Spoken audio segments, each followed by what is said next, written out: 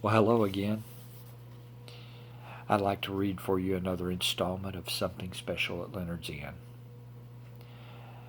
Today we'll be reading Chapter 4, Courtyard Memories. No one noticed one old shepherd as he faded back from the rest of the crowd. Everyone's attention had focused on the south end of town and one small inn. Jerome was running toward that inn, the inn that belonged to the man he had once called friend. Suddenly, Jerome was struck with indecision. Part of him could not miss out on this event, this miracle of miracles, this event announced by angels.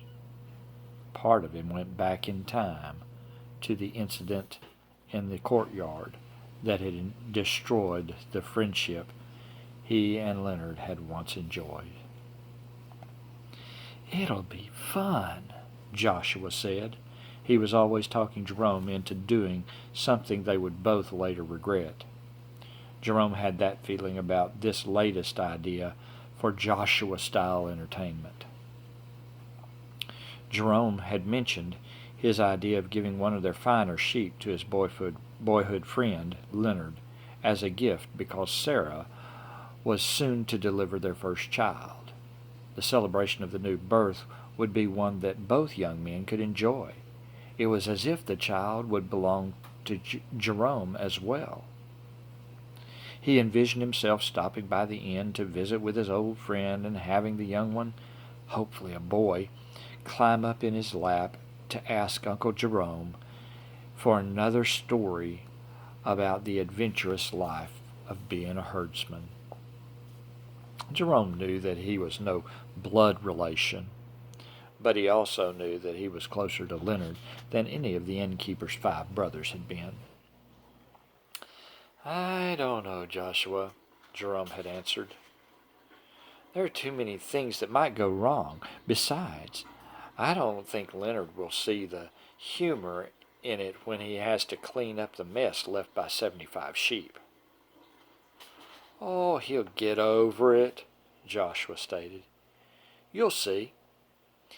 In a matter of days, he will forget about the trampling of his courtyard flowers when he's cooing to his son and enjoying the feast provided by one of those lambs.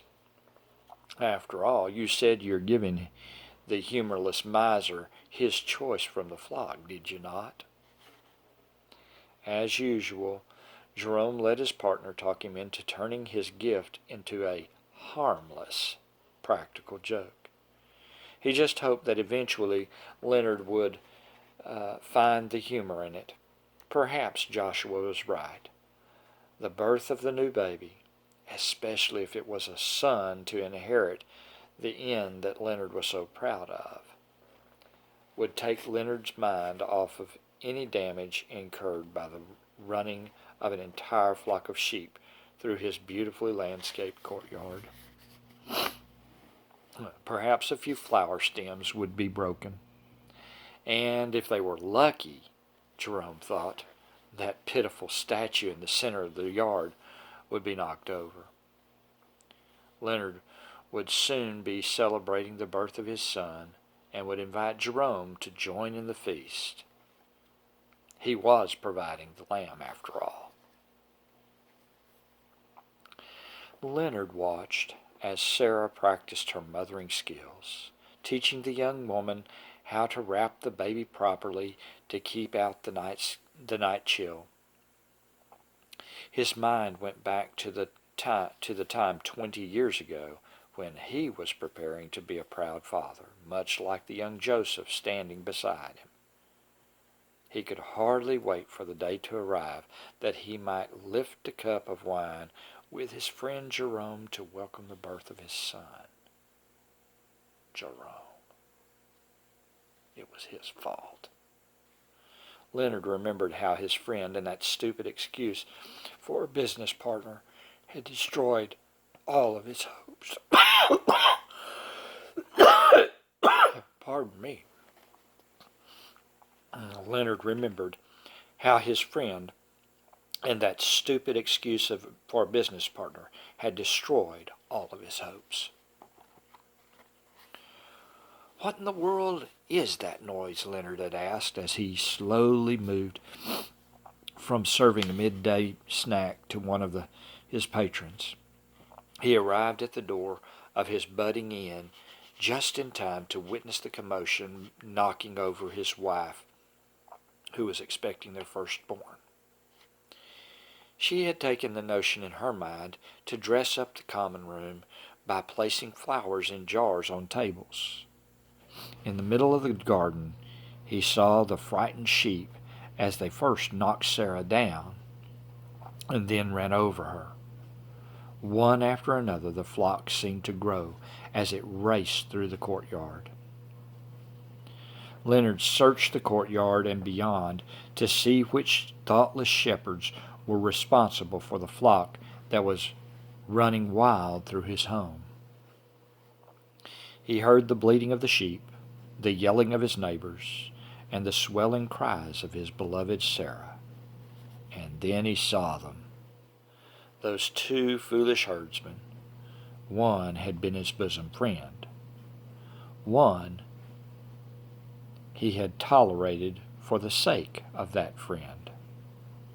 His rage erupted.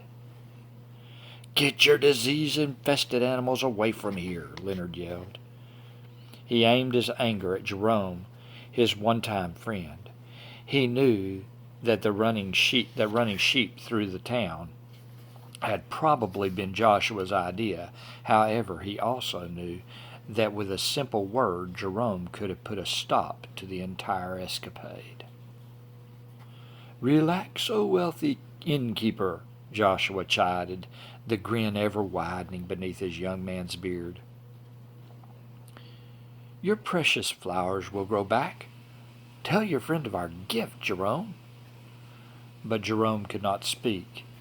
As the sheep began to settle down, and after the run through town, he saw the fallen figure of the young mother-to-be that Leonard was tripping over sheep to get to. "Go!" Leonard screamed again. "Get these filthy beasts out of my sight." By now he had reached his beloved Sarah and was attempting to see if the frightened sheep had injured her badly.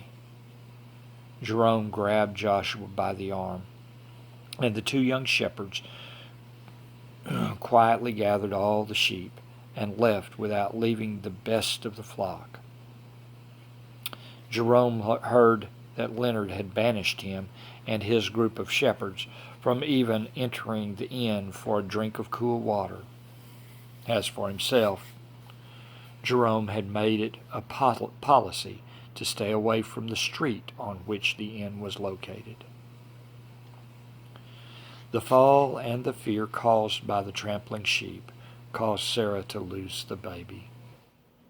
He was born without life, and Leonard severed all ties with his former friend Jerome, the man who was responsible for the foolishness that hurt his wife and killed his son. Mary's gaze and smile brought Leonard back to the present. She seemed to be telling him with her eyes that he should come and see the baby. As he walked over, she gently handed him the child.